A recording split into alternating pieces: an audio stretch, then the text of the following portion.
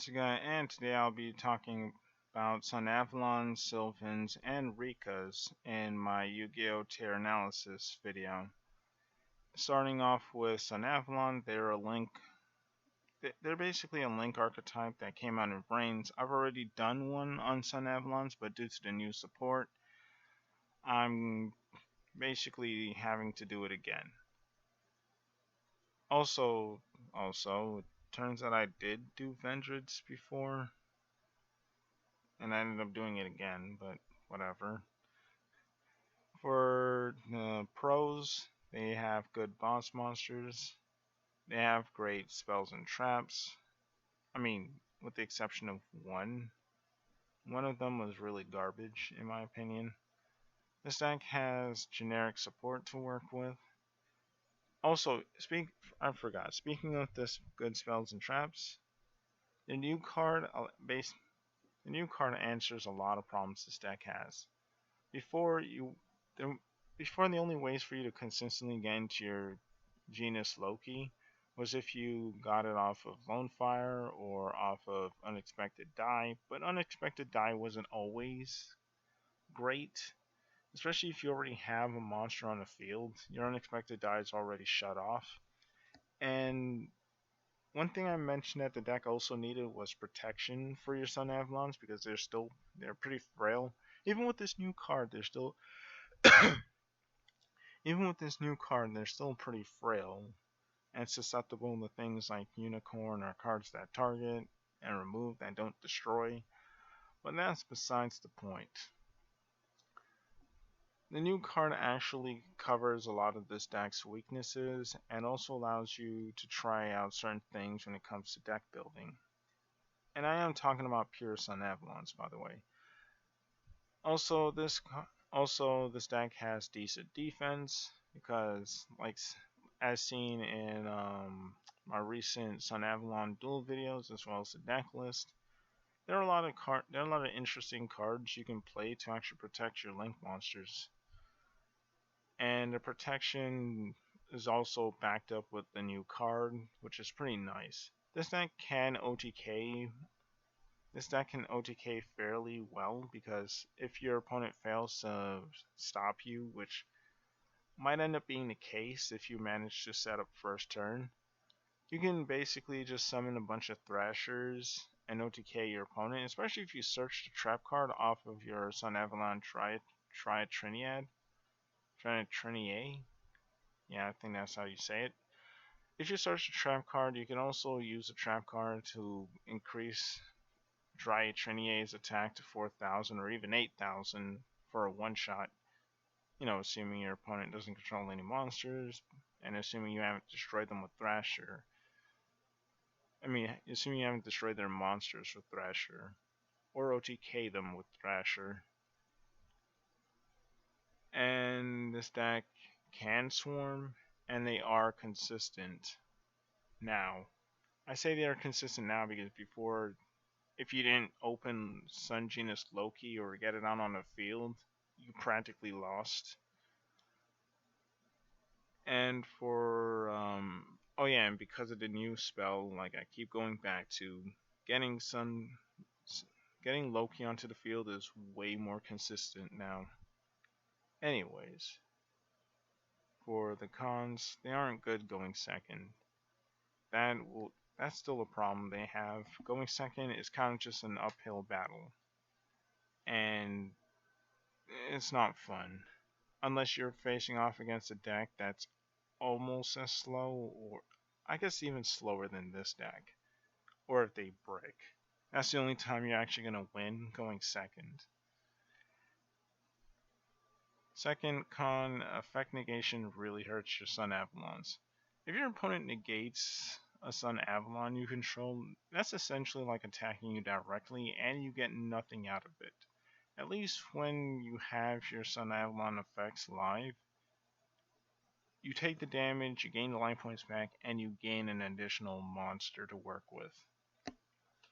But whenever your Sunavalons get negated, especially on your opponent's turn, they can push through you and absolutely destroy you. And it doesn't matter if you manage to protect it with a new spell card or any spell cards that allow you to protect your monsters, they can still just blow through you and your life points and OTK you fairly easily.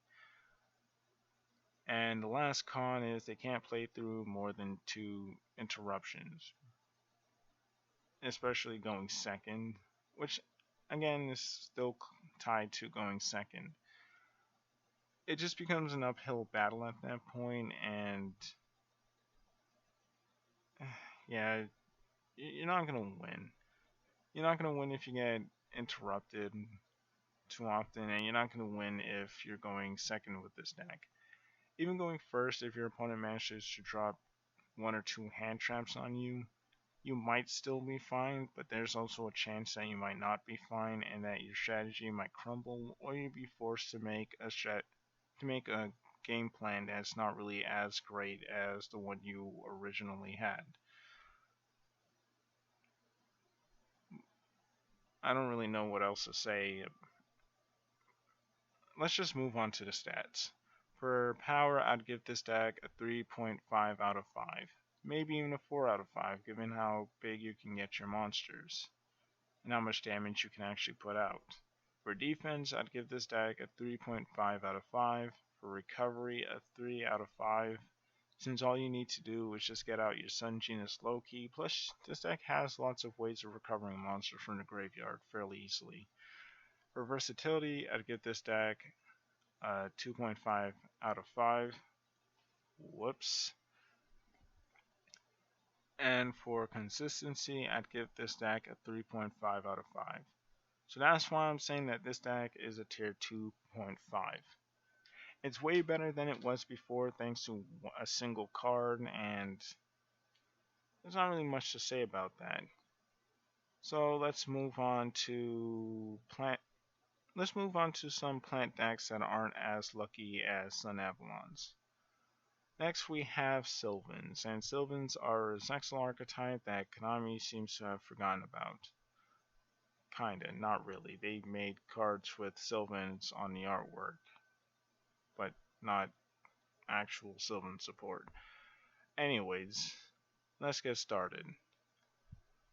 For the pros, they have Master 5, so you can actually go into a lot of your Xyz or Synchros, since the deck can Synchro summon a lot, or at least not as much as it used to, thanks to cards like Soul Charge being gone. And I was gonna go on a little rant, but I'll save that for later. This deck has good boss monsters and has decent spells. I'm not going to mention the traps because the traps, in my opinion, kind of suck. They have an abundant plant support, which, like I mentioned earlier, allows you to go into synchro plays. Because this deck works really well with Spore, and I guess Glow Bulb is gone, so I guess they have less options. Not as much as they had before, but anyways. And this deck can swarm if, on a good day. I guess I should take that off since, the deck lacked its swarming ability that it had before. And for the cons. This deck is a bit luck based since it's dependent on what you excavate from the top of your deck. You can just absolutely whiff with the effect, which doesn't feel good. It lacks consistent ways of stacking and excavating. Also, the excavating effects aren't as powerful as they used to be. It would be nice if Konami gave them a Sylvan monster that actually searches the Sylvan card once excavated. That would be nice. This deck also lost Soul Charge, so they don't really have ways of utilizing the fact that they can get a bunch of plant monsters into the graveyard really fast. If anything, they could just summon a bunch of hermit trees and potentially get a few draws, assuming they don't whiff. And this deck can't really play through multiple negations because, like I mentioned, they don't have the bite like they used to have. They don't have their glow bulbs. They don't have their soul charge to work with. And on top of that, the game is so fast to the point where a lot of decks can actually outpace them at their own game.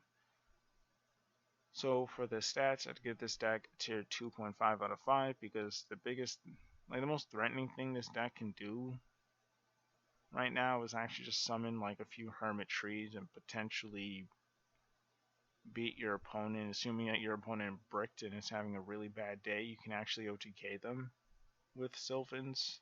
It's just very unlikely. I'd give this deck a 1.5 out of 5. Like back, a couple of years ago, I would say that I'd give this like a 3 out of 5 in defense. But nowadays, when you can easily close out a game really fast, being able to set a Como Shrumo is practically like leaving your field open at this point. Before setting Como Shrumo and hoping your opponent attacks into it and then attacks into its 2000 defense booty and also trigger some of your excavation effects, like expecting that to happen in modern Yu-Gi-Oh is pretty hopeful. You're not gonna have a fun time if that's what you call defense and that's what you consider protecting your life points. For recovery, I'd give this deck a 2 out of 5. Because of their plant support, they can do some things. They just can't do that much. For versatility, I'd give this deck a 2 out of 5. Because assuming you actually are able to consistently go into synchros and NXCs, there aren't there aren't that many you can go into consistently, and a lot of the time this deck just likes to beat over monsters or try to spin them back into the deck. And I guess technically the excavation effects are pretty versatile, but the most impressive ones are the ability to pop a spell trap or the ability to pop a monster, and that's not all that versatile. But it's better than absolutely nothing. So that's why I'd give this a 2 out of 5. And for consistency, I'd give this deck a 2 out of 5. They don't have a searcher. It would be nice if they gained an additional Sylvan monster, because that alone would actually help fix a lot of this deck's problem. Because the more monsters you have in the deck, the less chance you have of whiffing an excavation effect. And if they did give them and if Konami did give them a Sylvan monster that allows them to search if excavated, that could be pretty nutty for this deck. Because then your chances of actually excavating it are increased, especially if you give them a card that allows you to stack your deck more consistently, which is another thing this deck actually needs.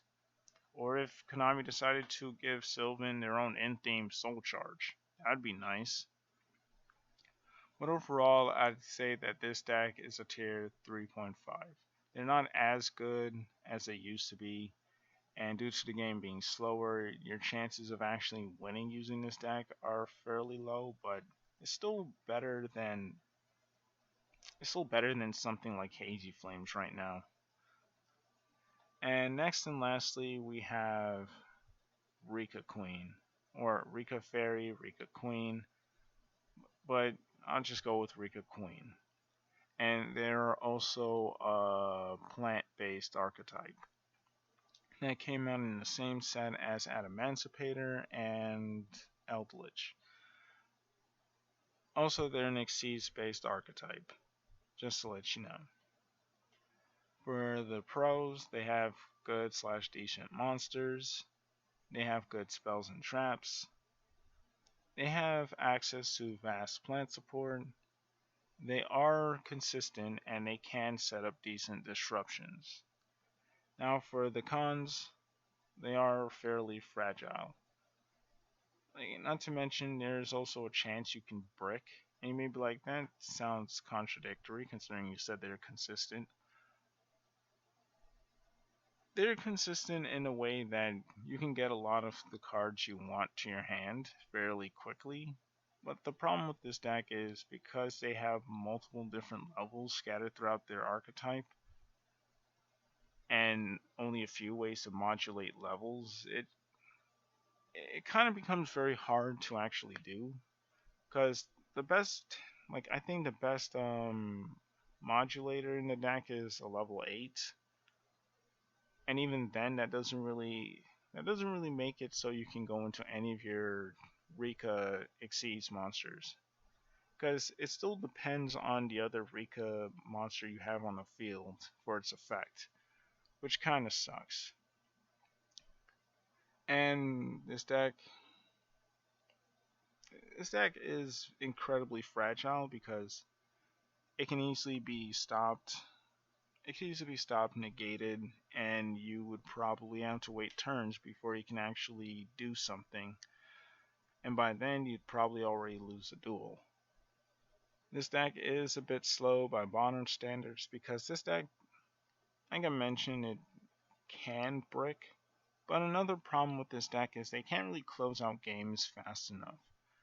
And in modern Yu-Gi-Oh, if you can't close out a game fast enough within a turn or two, it's kind of over. Like the best you can do to actually try to close out a game as fast as possible is stun your opponent out of playing the game by setting up a board of disruptions, but that's easier said than done. And this deck doesn't really do good going second, just like with Sunavalons, it's climbing an uphill battle at that point. And this deck can't really play through too many disruptions, which goes hand in hand with not really good going second, as well as is fairly fragile. So for power, to give this deck a 3 out of 5. For defense, I give it a 1.5 out of 5. For recovery, I'd give this deck a 2 out of 5. Honestly, should give it a 2.5 out of 5 for power, to be completely honest. For versatility, I'd give this deck a 2.5 out of 5 because they do have some options because of the plant engines. But other than that, they can't really do too much. Most of the time, they just negate things, or you could just summon this thing, as well as that one rank 9 plant exceeds monster that negates. You can set these two up on the field, and that can be your board as well as one of your trap cards. And for consistency, I'd give this deck a 3 out of 5 because, like I mentioned, you have many ways to get to a lot of cards in your deck. The only problem with this deck I see so far is being able to actually close out the game fast enough to make it actually matter. And that's why I'd say that this deck is a tier 3 deck. They have the potential to do very good in the future, but as they are now, they're pretty lackluster.